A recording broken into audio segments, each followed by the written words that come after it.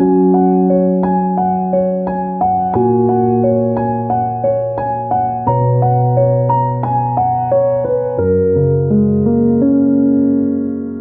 in, everyone. I am so glad you could join us today for this deep dive into a really special topic.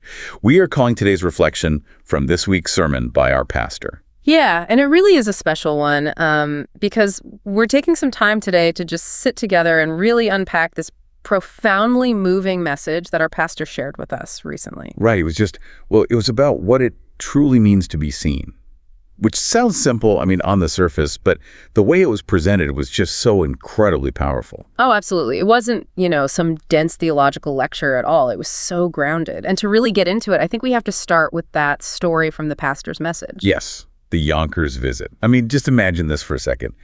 Picture yourself driving to Yonkers on a gray, totally ordinary morning. Just a standard commute, right? Like the kind where you're basically on autopilot. Exactly. You've got your lukewarm coffee, yeah. Traffic is moving slow, and you're just there to do a routine home care medical check. Taking blood pressure, reviewing a chart, really just going through the daily motions of the job. Right. And you walk into this old, worn-out apartment building.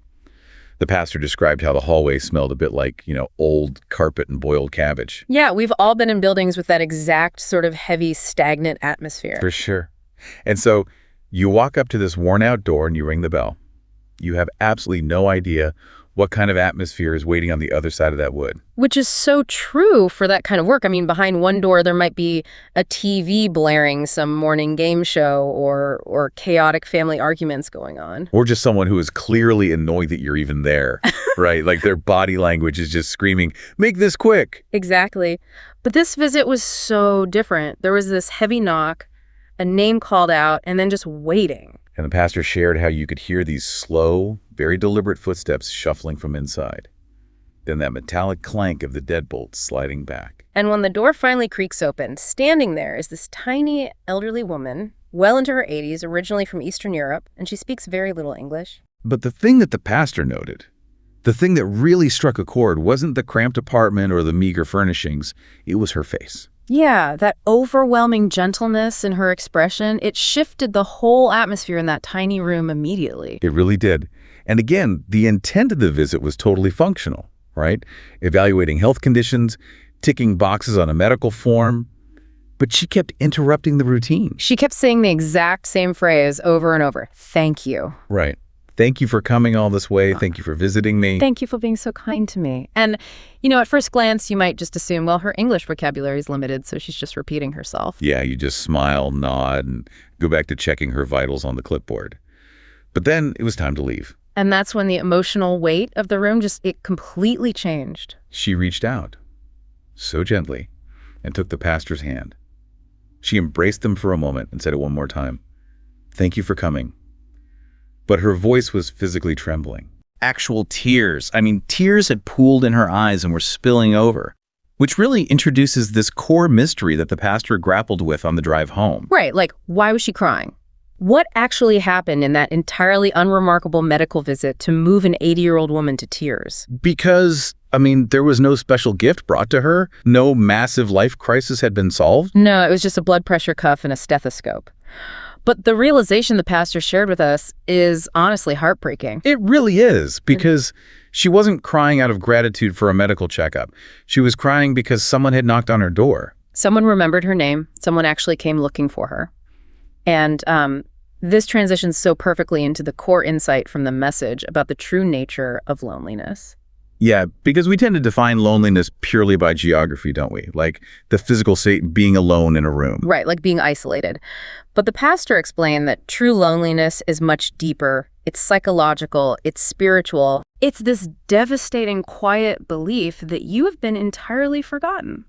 That if you were to just disappear tomorrow, the world would carry on without a single hiccup. Because no one truly sees you anyway. And when people feel unseen like that, for years or decades, they gradually lose their strength. They wither, not from a lack of food or shelter, but from a complete lack of validation. Which makes you think about our modern world, doesn't it? You can walk down the most crowded streets of Manhattan or Flushing. Physically brushing shoulders with thousands of people. Exactly. And still feel completely, utterly invisible in real life. I will be the first to admit I am so guilty of this false sense of connection today. Oh, we all are. How do you mean, though? Well, like you can get hundreds of likes on social media or I'll heavily stalk someone's Instagram before meeting them for coffee, and I walk in thinking I know them. Because you saw their vacation photos from 3 years ago. Right, or I know what college they went to. We have all this overflowing information, but as the pastor noted, warm and compassionate eyes, those are incredibly rare. That is such a vital distinction. Collecting data on someone is not the same thing as actually seeing them. Not at all. That elderly woman in Yonkers didn't just need a medical evaluation to prove her heart was beating. She needed her existence validated. She needed someone to look her in the eye and prove that her beating heart actually mattered. Which is such a profound shift in perspective. And if collecting data isn't the same as truly seeing someone, how do we learn to look at people correctly? Well, to answer that, the pastor's message took us straight into Scripture, specifically the Gospel of Luke, chapter 7. Yes, the dinner party at the house of Simon the Pharisee. This scene is it's a masterclass in the difference between reading files and reading people. It really is. And to grasp the tension in that room, you kind of have to understand the cultural mechanics of first century Judea. Right, because Simon is a Pharisee. His entire life, his whole identity is built around strict religious purity laws. Exactly. So Jesus is invited to dine at his house, and suddenly, a woman quietly slips into the room. And society had already finalized its verdict on her. Oh, completely. The Bible describes her only as a sinner. The town knew her reputation. And Simon instantly classifies her based on that label. He pulls up her file, so to speak. He sees her past, her reputation, the threat of ritual impurity she brings. He just sees a massive problem to be avoided. A walking scandal. He doesn't even use her name. But Jesus flips the script completely. He turns to Simon, who is quietly judging this whole scenario, points to the woman, and asks this brilliant question. Simon, do you see this woman? Yeah. And as the pastor shared with us, the original language paints this incredibly tender picture. It's as if Jesus is stretching out his hand toward her and saying, do you see this very person? Because Simon looked at her and saw a hazardous category. But Jesus looked at her and saw a broken human being acting out of profound, courageous love. Right. Jesus points out the stark contrast in hospitality. In that dusty culture, offering water to wash a guest's feet was basic respect. The absolute bare minimum of courtesy. And Simon didn't even do that for Jesus, but this woman wet his feet with her tears and wiped them with her hair. Jesus refused to read the file society handed him. It's so beautiful. But, the pastor also highlighted a really fascinating detail about how Luke wrote this account. The fact that she's unnamed. Yes. The Bible is usually so specific. We get the names of obscure kings and minor prophets. But here, the author deliberately leaves her name out. She is just a woman of the city. And our pastor made such a powerful point about this omission. That it operates as an invitation, right? Exactly. The Bible intentionally leaves her name blank so that every single one of us can write our own name on that line.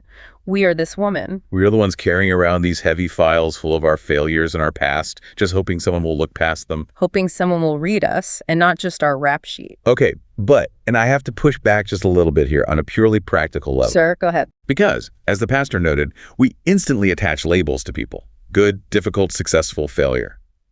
But isn't human nature literally wired to categorize? Oh, absolutely. It's how we make sense of a really busy world. Right. We have to sort people into boxes just to survive the sheer volume of information we process.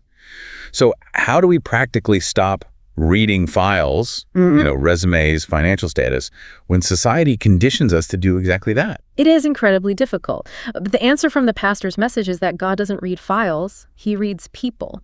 The gospel demands we override that conditioning. Because Jesus saw the person before the sin and the failure. Exactly. And he modeled this consistently.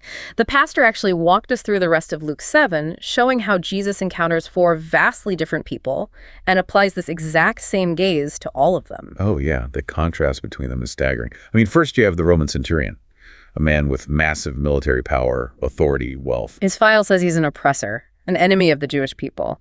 But Jesus looks at the man and sees astonishing, humble faith. Right. And then immediately after, you have the widow of Nain, the total opposite end of the spectrum. 0 power, 0 wealth. Her only son has just died, so she has no social safety net whatsoever. Her file says destitute and insignificant.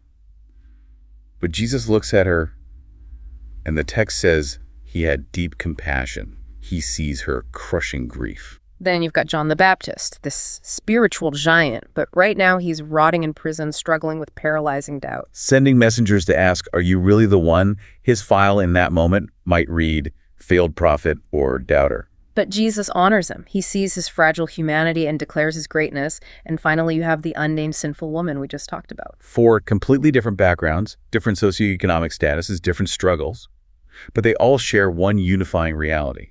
Jesus showed them first. As the pastor powerfully reminded us, the gospel isn't a frantic story of people desperately trying to find a hidden God. It's the story of a pursuing God coming to find us. It completely shifts the paradigm. And I love this transition the pastor made. This isn't just a New Testament concept. No, not at all. If you trace this thread backward, this unchanging gaze of God is present through the entirety of Scripture. All the way back to Genesis. The story of Hagar is just one of the most breathtaking examples of this. Hagar's story is devastating. I mean, she was an Egyptian servant, essentially property, used as a surrogate. And then when she became inconvenient, she was just cast out into the wilderness. With her young son, out of water, weeping in this dry, unforgiving desert. She is the ultimate discarded human being. Fully expecting her child to die, no search party is coming for her. She is the literal definition of invisible. But God steps into that wilderness. And in her absolute despair, she does something unprecedented. Yeah. She gives God a name. The first time in Scripture a human being names God, she calls him El Roi. El Roi, which means the God who sees me. Yeah. It genuinely gives you chills. It really does. She doesn't call him the Almighty or the Creator. She calls him the God who never forgets the smallest, most insignificant person. It shatters the idea of God as this distant watchmaker who just wound up the universe and walked away. And actually, if we dived into the creation story from Genesis 1. Oh, the pastor's analogy here was so good. It was. We always focus on God speaking the world into existence. But there's this visual phrase repeated so often, and God saw that it was good. Why the constant repetition of his seeing? Exactly. And as the pastor shared, this isn't a factory inspector evaluating a product on an assembly line with a clipboard. Checking off quality control boxes, yeah. Right. It's like a parent sitting quietly in the dim light of a nursery, just gazing at their sleeping newborn child. Because you don't stare at things you don't love. Exactly. If you don't care about a piece of abstract art, your eyes just sweep right past it. Yeah. You don't linger. But a parent can watch their child sleep for hours. The gaze itself is an exclamation of love. When God looked at creation, it was the pure joy of a creator looking at his beloved. Which perfectly sets up the catastrophic tragedy of what happens next in Genesis 3, the fall. Because when Adam and Eve sinned, what was the very first thing they did? They hid. They dove into the bushes to escape God's eyes. Right. The very first psychological consequence of sin is the desperate urge to break eye contact with our Creator. Sin convinces us we can't stand before God. We feel too dirty, too broken, so we look at the ground. So when God walks in the garden and asks, "Where are you?" we have to understand the tone. He isn't seeking information. He didn't lose track of their GPS coordinates behind a shrub, right? Exactly. He is calling the ashamed person to lift their face back up. The gospel is the story of lifting our heads toward God again. Which circles us back to the unnamed woman in Luke 7, lifting her head at Jesus' feet. But this brings us to a really crucial point in the pastor's message. The practical transformation, right? Yes, because it's wonderful to know God sees me, but receiving that loving gaze has to fundamentally change the way we look at each other. We can't soak in the grace of El Roi and then go back to treating people like invisible data points. Exactly. The pastor realized this on the drive home from Yonkers. That elderly woman was actually ministering to them. She was teaching a vital lesson, that people cannot live by bread alone, or money, or success. They need to be seen to find comfort. When we learn the heart of God, our vision changes. We stop seeing a nuisance and start seeing a lonely person. We stop seeing a sinner and start seeing someone more precious than the whole world who needs to come home. And this raises a difficult question for all of us. As the pastor challenged us, do you truly see your spouse, your children? It's a piercing question. Familiarity breeds a unique kind of blindness. It really does. Have we become so accustomed to living under the same roof or worshiping in the same church that we know each other's names but know absolutely nothing of each other's tears? We end up reading the files of our own family members, their chores, their habits, instead of looking at them with the eyes of Christ. We miss the quiet anxiety they haven't put into words. But God is asking us the same question. He asked Simon, "Do you see this person?" Because at the end of the day, all our shiny accomplishments and curated profiles just fade into background noise. What remains is the core comfort of the pastor's message. God loved you from beginning to end. He doesn't first see your failures or inadequacies. No, he first sees your worth. Even today, he says, I see you. You are not forgotten. I see you. There is so much quiet healing in that. And I want to leave you with a final quiet thought to mull over today. Something to take into the week. Exactly. We might never do something that changes the whole world. But what if the most spiritually profound thing you do this week isn't a massive project or a loud declaration? What if it is simply stopping long enough to look into someone's eyes, taking their hand and making them feel seen? What if someone in your life is waiting for you to be their Elroy moment today? Changing one person's world simply by stopping to notice them. So as you go about your week, we offer this warm, gentle reminder. Look around with the eyes of Christ. Thank you so much for joining us for this deep dive. We'll see you next time.